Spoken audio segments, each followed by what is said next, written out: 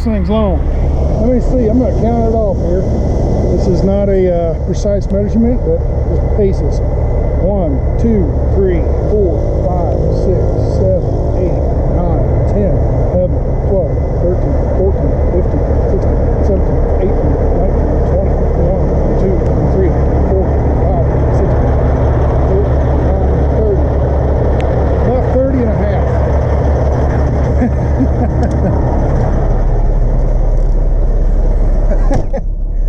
30 and a half. That's 93 feet.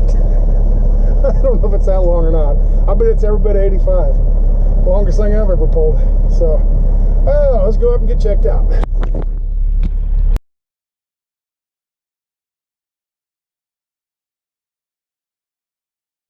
Well, we're down on I-8. Come out of Yuma, California, or Yuma, Arizona. Did a little incognito, little Outlaw trucker yesterday. I was a bad boy. Bad. Yesterday I was up in Phoenix and delivered that stack of flatbeds or drop decks. I delivered them in Phoenix yesterday morning. And called in and they said there's 2 other guys ahead of me. And they got 1 load. I'm like, oh, okay, I'll be here a while. He goes, well, they don't want it. I'm like, well, why was it that bad? He goes, no, it's a set of doubles and it's out there where you ain't allowed to go. And I'm like, oh. So anyway, they didn't want to go to California. I didn't want to go to California, but I got to thinking, wait a minute, it's Monday morning. I'm sitting in Phoenix, and there's 2 guys ahead of me. They only get maybe 1 or 2 trucks out of, or loads out of Phoenix per week. That's usually those car haulers. By the time those 2 get loaded, I probably won't get loaded till next week. I'll be in Phoenix all week long. I'm like, don't want to do that. So, well, what should we do? Well, I went ahead and went to California, San Diego, and picked up a set of doubles, and they're Saya doubles, S-A-I-A. It's a trucking company, and Domino's.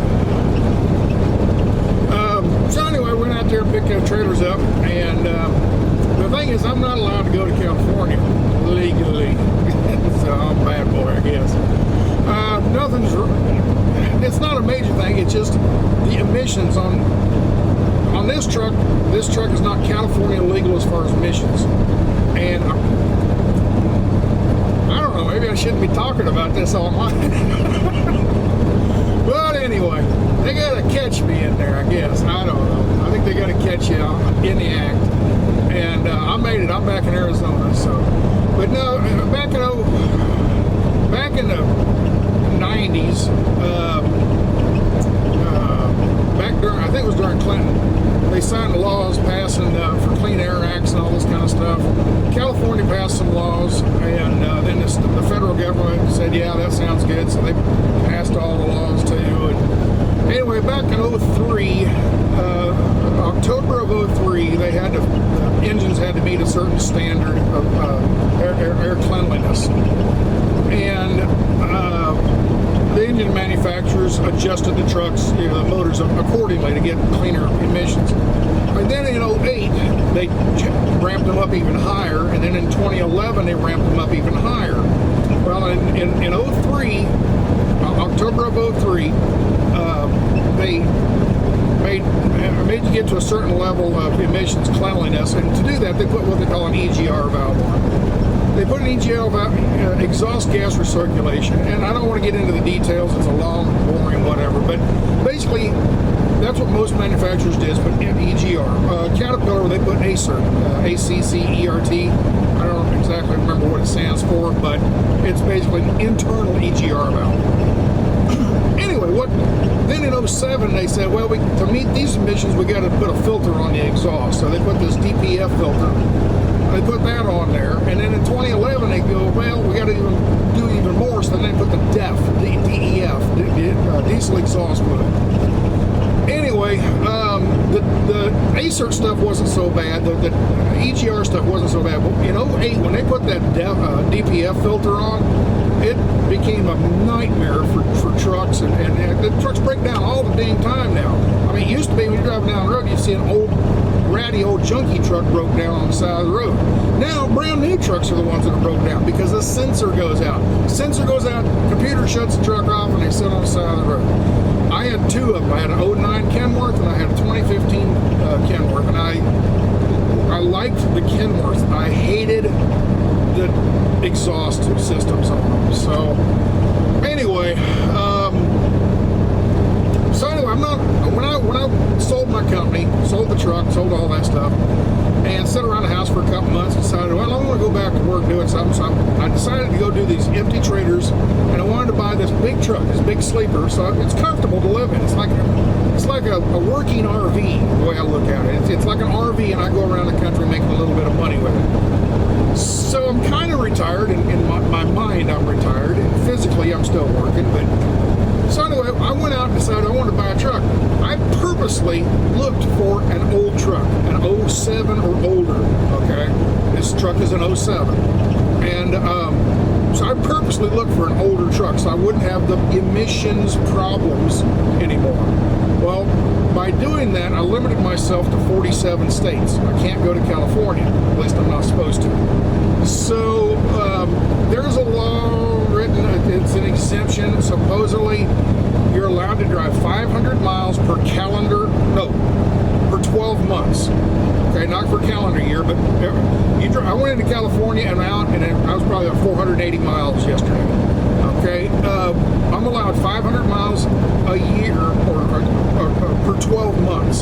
So I supposedly can't go back into California for another 12 months. Fine with me.